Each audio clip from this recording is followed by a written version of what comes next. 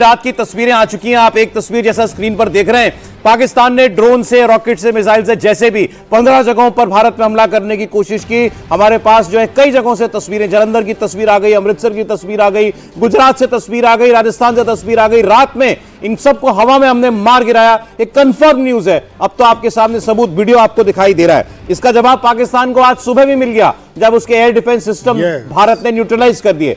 अब कहां कहां पर पाकिस्तान ने घुसने की कोशिश की थी, यह हम आपको बता रहे हैं। हमारे साथ पुनीत परिंजा है पंजाब से।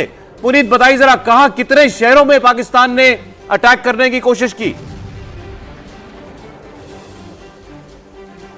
देखिए, अगर मैं पंजाब की बात करूं सौरभ, यहां पे तो पंजाब के 8 शहर थे जो पाकिस्तान के टारगेट पे थे, जिसमें जलंधर, अमृतसर, लुधियाना, उसके अलावा फिरोजपुर, बठिंडा, चंडीगढ़, ये ऐसे तमाम शहर थे जो थे टारगेट पे थे। लेकिन जो एयर डिफेंस सिस्टम है उसने ना केवल इन तमाम हमलों को नेस्तनाबूद किया, उनको नाकामयाब किया, ना और बल्कि एक पाकिस्तान के गाल पर एक थप्पड़ भी मारा है कि वो कुछ भी कर ले, लेकिन वो सिविलियंस को या हमारी जो डिफेंस पोस्ट है उसको टारगेट नहीं कर सकता। इस समय मैं खड़ा हूं सौरभ, ये भारत का आखिरी गांव हम इसको कह सकते हैं, बिल्कुल फिरोजपुर का है। और जो गांव वाले हैं उनका यह कहना है कि यहां पर लगातार पाकिस्तान की तरफ से जो टैंक मूवमेंट है वो काफी ज्यादा है यहां पर, और लगातार जो डिफेंस है पाकिस्तान की तरफ से वो लगातार वहां पर तैनाती बढ़ती जा रही है, क्योंकि कुछ दिन पहले यहां पर गेहूं की कटाई भी हुई है और उसके बाद फेंसिंग जो है वो पूरी तरह से बंद कर दी गई है, और तभी से यह लगातार यहां पर मिशन चल रहा है। और कल फिरोजपुर में भी इसी तरह की एक हमाकत जो थी वो पाकिस्तान की तरफ से करने की कोशिश की गई, जिसके बाद एयर जो डिफेंस सिस्टम है उसने काम किया, और जो मिसाइल थी वो फिरोजपुर में ना आकर फेंसिंग के उस तरफ जीरो लाइन पर ही वो डिस्ट्रॉय हो गई। इसकी वजह से उसकी तस्वीरें जो है वो फिलहाल सामने नहीं आई है, लेकिन अमृतसर में जो खेतों में मलबा गिरा उसकी तस्वीरें सबके सामने आई है, और जाहिर तौर पर यह भारत के पास एक बहुत अच्छा खासा सबूत भी है। जी सौरभ, सबूत अब हालांकि पाकिस्तान इतनी बार इतनी हरकतें कर चुका है कि अब सबूत हम किसे दें और क्या बताएं। पाकिस्तान लेकिन हरकतों से बाज नहीं आ रहा है, उसे रोकने का विकल्प क्या है सर? देखिए, पाकिस्तान को रोकना बहुत आसान है। अभी जो आप टीवी स्क्रीन पे देख रहे हैं, ये युद्ध से पहले की जो प्रोबिंग अटैक किए जाते हैं, दुश्मन पर हमला करने के पहले आप देखते हैं कि दुश्मन की डिप्लॉयमेंट कहाँ पर है, इसको भांपना पड़ता है। दुश्मन किस तरह के रेडार्स का इस्तेमाल कर रहा है, फायर मिसाइल गाइडेंस रेडार का इस्तेमाल कर रहा है, उनकी फ्रीक्वेंसी क्या है और वो कितने टाइम में ऑन एयर हो जाती हैं।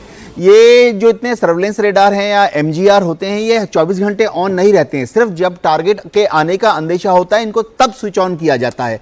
तो पाकिस्तान इन प्रोबिंग ड्रोन्स को भेजकर ये देख रहा है हमारा सर्विलेंस रेडार किधर है, ऑपरेटिंग फ्रीक्वेंसी कहां है, वो कितने देर में ऑन हो गया है, हमारे मिसाइल गाइडेंस रेडार कहां पर हैं, उनकी ऑपरेटिंग फ्रीक्वेंसी कहां पर है, और सबसे बड़ी बात है क्या हमने उसका काउंटर एक्शन लिया। अगर हमने एक वेपन फायर किया तो वेपन को कितने देर में फायर किया, 1 मिनट 30 सेकंड में फायर किया या महज 55 सेकंड में फायर किया। ये इनको प्रोबिंग कहते हैं। तो दुश्मन का जो कमांडर है वो फ्यूचर बैटलफील्ड का अपने माइंड में एक पिक्चर तैयार कर रहा है कि जैसे ही कल परसों वाकई युद्ध चालू हो जाएगा, पाकिस्तान एयरफोर्स के जहाज जब वाकई हिंदुस्तान के अंदर आके बम्बिंग करना शुरू कर देंगे, उनके GF-17 या उनके F-16, तो उनको किस तरह का एक आबो हवा या रिसेप्शन मिलेगा या मिलेगा नहीं। इसको देख, इन प्रोबिंग अटैक्स को हम एयरफोर्स की भाषा में कहते हैं इलेक्ट्रॉनिक सपोर्ट मेजर्स, यानी इसके तहत वो हमारे डिफेंस सिस्टम्स के बारे में डेटा इंक्लूड कर रहा है।